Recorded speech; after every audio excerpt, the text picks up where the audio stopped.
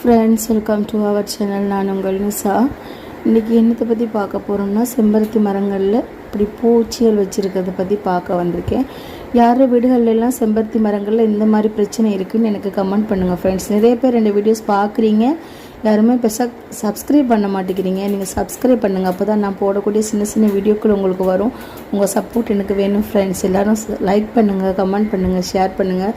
இந்த பூச்சி யாரோட வீட்டில எல்லாம் யார் யார் மரம் வச்சு பூச்சிகள் வந்திருக்கு அப்படின்னு சொல்லி நீங்கள் எனக்கு சொல்லுங்கள் ஃப்ரெண்ட்ஸ். அதுவும் இல்லாமல் இந்த மரத்தில் இந்த பூச்சிகளை உடனே வைக்கக்கூடாது ஃப்ரெண்ட்ஸ், ஃபுல்லாக ரிமூவ் பண்ணணும்.